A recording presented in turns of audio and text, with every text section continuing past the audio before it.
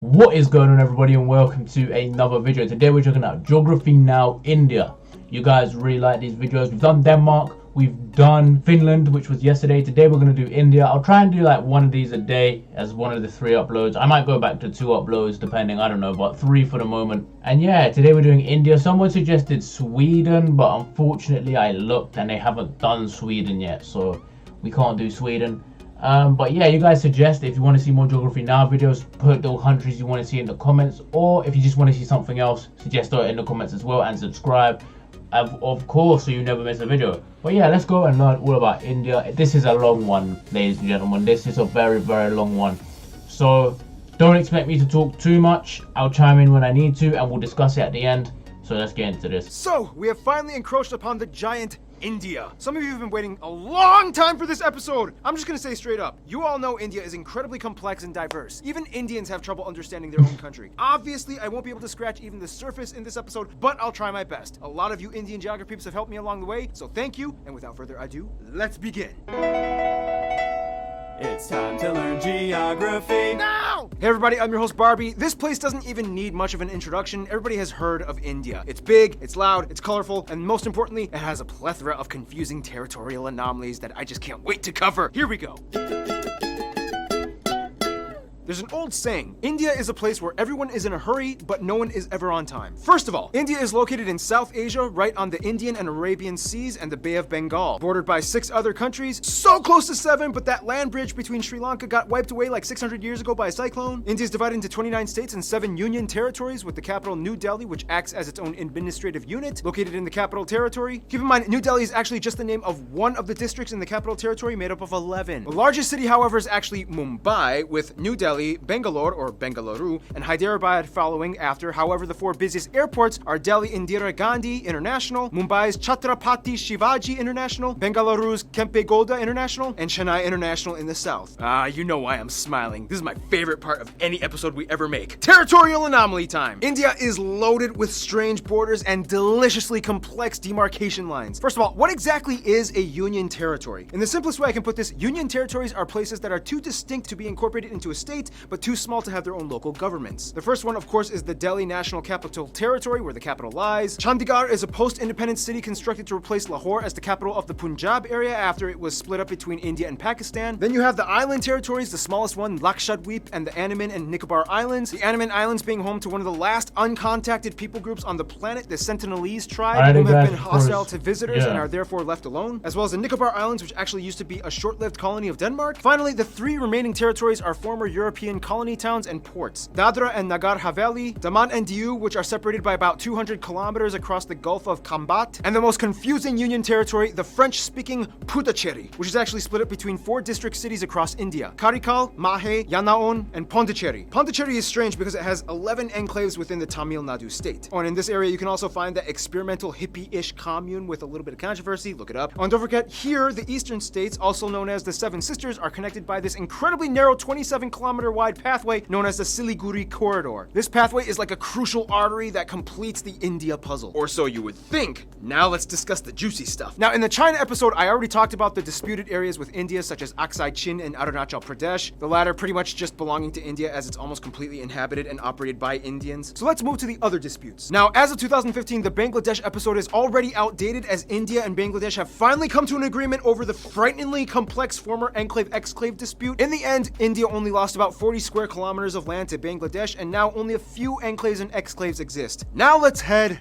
north. Now, when you try to draw the shape of India, you might want to be careful which depiction you use. Some might use this picture, some might use this, some might use this, and those that don't really study very well might use this. The point is, the whole area is like the most heavily militarized, diplomatically stressed out region on the planet. It's already had like 4 wars in the past half century. Basically, India, Pakistan, and to some extent China all want the entire area for themselves, although it's more of like a Pakistan-India thing. In the China episode, we already discussed the Chinese disputes with India, so I won't cover those in this episode. If you want to learn more, just watch the China episode. But anyway, this entire area was a former domain known as the princely state of Jammu and Kashmir that was under royal Maharaja rulers all the way up until independence. Currently, this place is split up by this fenced-off militarized line known as the line of control between India and Pakistan. Why is this? Well, in the quickest way I can put this, Okay, the British are out. We get to take your land. no, we want to be an independent princely state. We're supposed to take your land, and majority of your people are Muslim, just like us, even though your ruler is Hindu as well. Hey, India, Yeah. if you help me, I'll let you secede my territory to your land with autonomy. Deal. Ha! Your problem now! I love how Mike played India. He totally represents India. Oh, and keep in mind, Pakistan's capital, Islamabad, is less than 80 kilometers away from all that drama. The line of control meanders through the mountains until it stops at a point called NJ9842. This is where things get really crazy, because from there you hit the Siachen Glacier, the second longest non-polar glacier in the world, and this is pretty much the dead man zone. After point NJ9842, you hit the actual ground position line, a series of military outposts that extend all the way to the Chinese border. That means everything in this area is ground zero for the Indo-Pak tension. And you know, the crazy thing is there's actually literally small towns of normal regular civilians living in these areas high up in the mountains, many of which just go about daily life, going to work and raising their families. Otherwise, they have a river dispute with Nepal and various river islands disputed with Bangladesh. Outside of all the dispute stuff though, India not only has the world's second largest road network and 3 of the world's top 10 megacities and their own space program, but they also have a copious abundance of landmarks and notable sites, way too many to list, but some of the ones that you guys, the Indian geography peeps, have told me to mention include places like the abandoned Danush Kodi Ghost City, Golconda Fort, the 4 pillars of Charminar, the Ajanta Buddhist art caves, the Ellora monolithic ruins, Mandu Fortress, the Golden Temple, which feeds over 100,000 people a day, the Gol Gumbaz Mausoleum, the Kalavantin Durg Post, the ruins of Hampi, the hill forts of Rajasthan, Shatrunjaya Hill, which is basically like a mecca for Jains, the Temple of the Bodhi Tree, Jal Mahal, Bangart Fort, the most haunted place in India, Mahabat Maqbara, and keep in mind, just like in China, you can find a Great Wall of India in Rajsamand. There's also the Paritala Anjaneya Temple with the largest statue in India depicting Hanuman, and at over 150 acres, the Sri Rangan Attaswamy Temple, the largest Hindu temple in the world. Oh yeah, and there's also that building with the stuff in the thing, whatever. Anyway, we could go on for centuries talking about India's rich constructed domicile, but what it lies on top of is even more fascinating. Now, don't make this mistake. I'm going to India. All I need are my sandals and sunscreen. Now, as the 7th largest country in land area, India has a wide range of landscapes, climates, and elevations that all contrast from one corner to the other. First of all, let's talk about the north. India sits on the Indian tectonic plate that essentially smashed into the Eurasian plate, which in return created the largest mountain range in the world, the Himalayas. The force is so strong that it's estimated that the Himalayas grow about 2.4 inches or 6.1 centimeters every year. There's also where you can find Kanchenjunga, the tallest mountain in India, or the 3rd in the world, right on the border of Nepal. Keep your eye on these mountains. These are pretty much the source of most of India's major rivers that give life to the whole country. That's why India takes these mountains so seriously. You can also find the largest natural lake, Wular, up in the Jammu Kashmir area. Below the Himalayas, you reach the North Indian River Plains, sometimes referred to as the Indus Ganga. This is the most fertile part of India where the most important rivers like the Ganges and its tributaries flow. Heading a little south, you reach the Satpura and Vindhya ranges that pretty much divide North India from South India. On each side, you get the West and East Ghat mountains, which in return creates this massive triangle thing called the Deccan Plateau. This place is moderately forested, especially in the east, in the Chotra Nagpur Plateau, where you get a section of the swampy Sundarbans that they share with Bangladesh. Check out the Bangladesh episode. Head a little west and you get the dry Thar Desert along the border with Pakistan, as well as the Rann of Kutch, known as the Salt Desert. And finally, the only active volcanic area would be the Andaman and Nicobar Islands, with Barren Island having actual conical eruptions and Bharatan having tame mud volcanoes. Now here's the thing, although India has a relatively high population density, they do relatively well with maintaining their ecological footing. In fact, in 2016, they beat a world record by planting, disputably, 50 million trees in one day. They've also agreed to reforest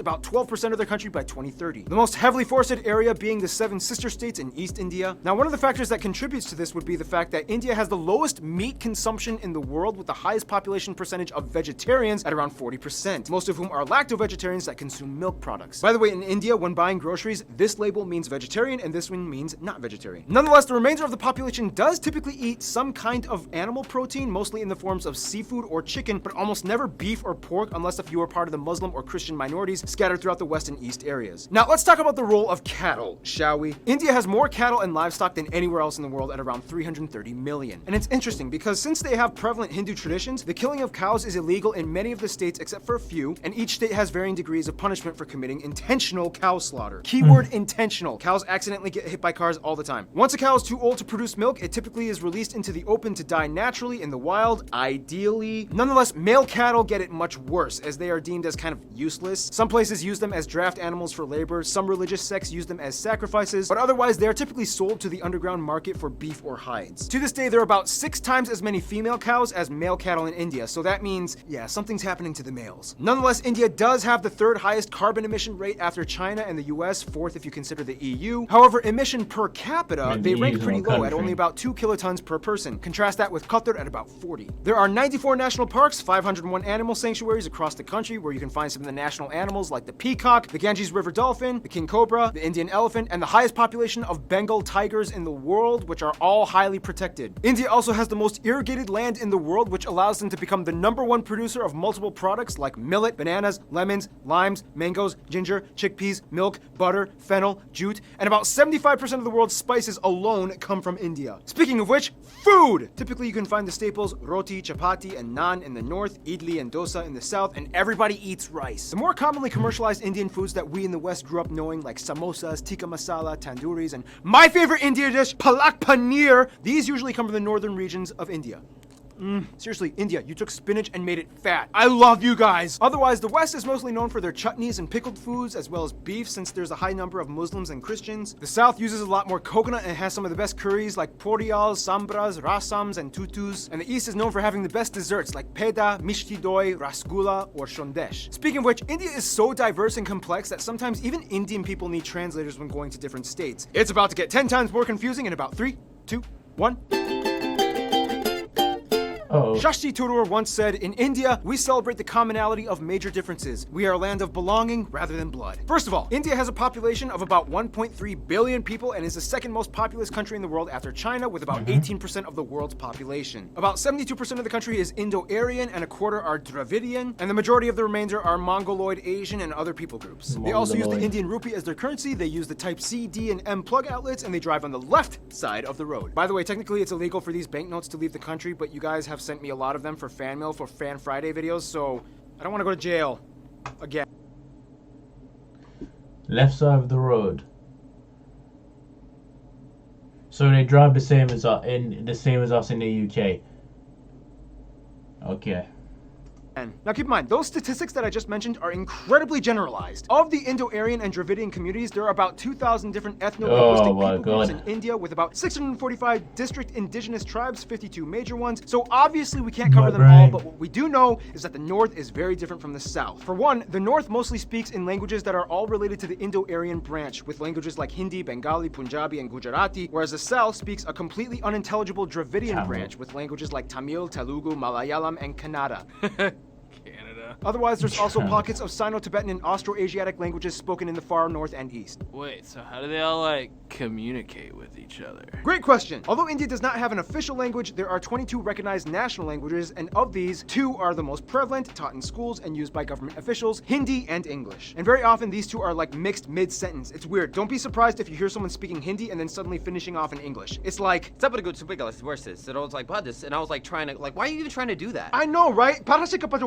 And in the washing machine, I told them, a Bob Saget with a chainsaw. Now, of course, let's discuss the one thing that goes hand in hand with India, Hinduism. About 80% of India claims to be Hindu, or at least part of the Hindu practicing community. Now, we don't have time to explain everything about the tenets and multi-layered philosophies and practices of Hinduism. If you want to know, just talk to a Hindu person. But basically, one thing you do need to know is that Hindu-driven ideologies pretty much dominate most of life in India, everything from family to business. You will see colorful, mesmerizing shrines, temples, statues, and rituals being performed everywhere, even in public. On the Bharat Mata, the Mother of India statues are everywhere. She's like the symbol of India. The largest Hindu pilgrimage, the Kumbh Mela, happens every 3 years, rotating between 4 cities, in which the adherents bathe in the Ganges River and enjoy a massive festival with tens of millions of people. Like, seriously, you can practically see it happening from space. Now, a controversial topic in relation to Hinduism would be the caste system, which is basically a belief that people are born into a socioeconomic life that they are destined to serve into. Today, however, the system is more fluid and loose from what it used to be from a long time ago, and thanks to economic reforms, anybody with enough drive can kind of move up the social ladder regardless of birth. Nonetheless, India is home to every major religion in the world, even a few Jews, including the B'nai Menashe, an indigenous group that claimed to be one of the lost tribes of Israel. In fact, Judaism and Christianity actually had a head start in India way before it even kicked off in Europe. As tradition holds, Cochin, or Malabar Jews, migrated around 1000 BC to trade during the times of King Solomon, and in 53 AD, Thomas the Apostle of Jesus arrived in what is now the state of Kerala to establish the first church in India. Today, most Christians are found in the southwest and far east Seven Sisters regions. India also holds the highest population of of Sikhs, Jains, and Zoroastrians, mostly found in the north, and the second largest Muslim population in the world after Indonesia. Most Muslims are populated around the northwest areas by Pakistan or in the east by Bangladesh. Oh, and don't forget the Buddhists. In fact, Buddhism actually started in India. Today, the Dalai Lama even takes refuge in Tezpur in the state of Assam. Oh, that was a lot of information. Okay, so by now you can probably get a grasp of how incredibly mixed and diversified India's population is, but what exactly holds the country together? Well, for one, you kind of have to understand Indian history, which will take way too long to explain, but in the quickest way I can put it, Indus Valley, Maurya and Gupta empires, southern empires, Golden Age, Middle Kingdoms, a ton of new religions come flocking in, the north fell to the Delhi Sultanate, the south became the Vijayanagara Empire, the Mughal Empire starts, British East India Company, direct British rule, nationalist movements, independence, republic, economic liberalization in 1991, and here we are today. Essentially, India used to be made up of around 500 smaller royal princely states, and when the British came in, they kind of exploited them to manage such a huge population. Although India is a democratic federal republic and the largest democracy in the world, the old royal families still exist today, and although they have no political power, they hold high positions of influence in their communities across India. So today, technically, you could meet someone that would be considered an Indian prince or princess. Nonetheless, the biggest thing that really united Indians in the past 2 centuries would probably be their hatred of British rule. It was kind of like, Well, this is not cool. yep. What do you say you and I work together and end this thing?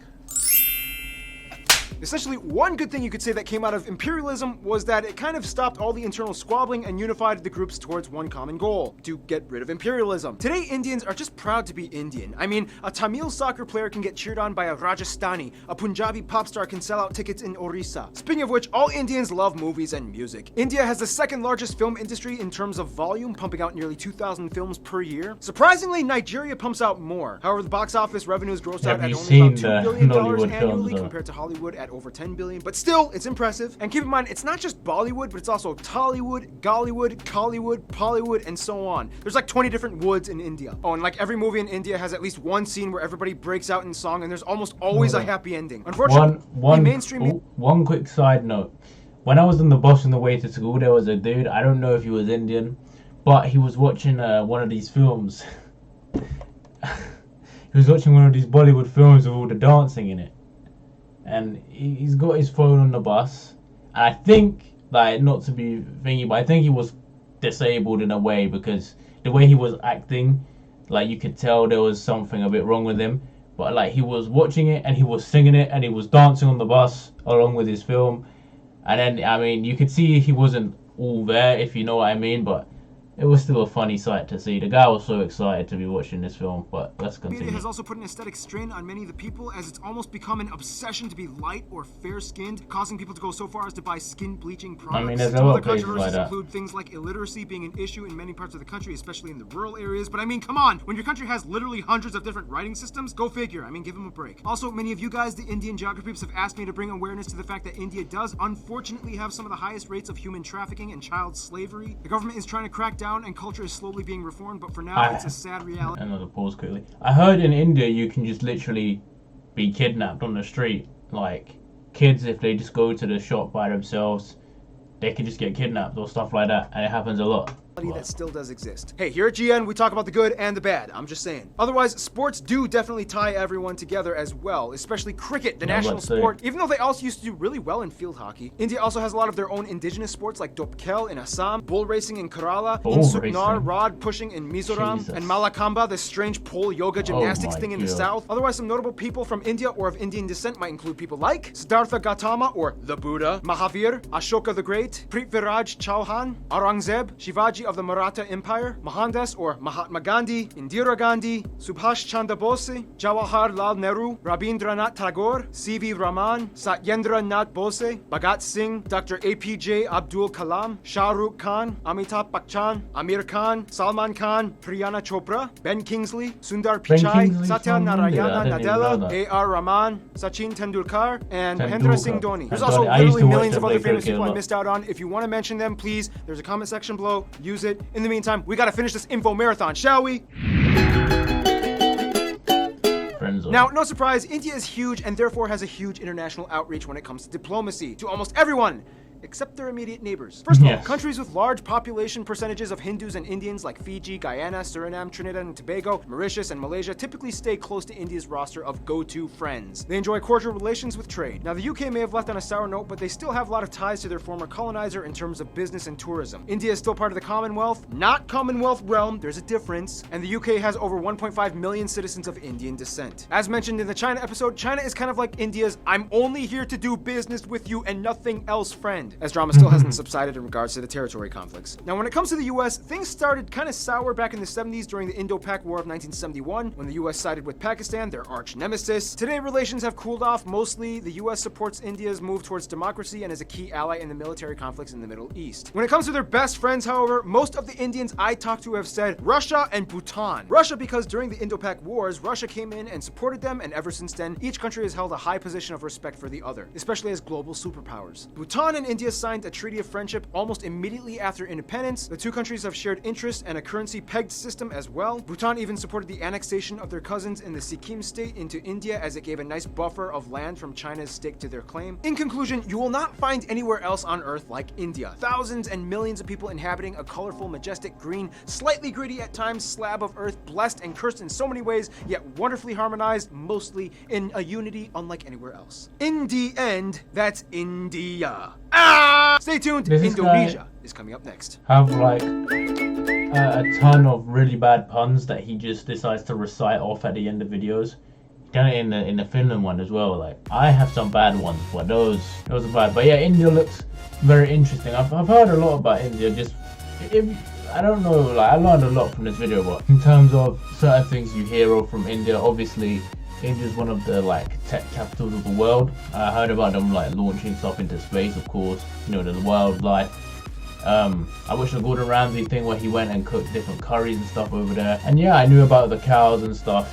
But yeah, I want to go to India. I want to see a lot of things. Obviously, there's certain areas of India, because it's so big, that aren't probably safe. I hear there's areas of India where the tigers actually hunt people, but those are obviously more rural areas. I know you've got leopards over there as well, that thingy with people. I mean, it still seems a very nice place. I'm sure if you go to the right areas, which is probably most of the country, it's fine. Thank you all for watching. If you made it to the end, this was a long video. Be sure to suggest any videos you want me to watch in the comments. If it's another Geography Now video, suggest me the country. I might do some of these once a day or once every few days, you know, so we can get through them. I think I'm going to do Iceland tomorrow. Unless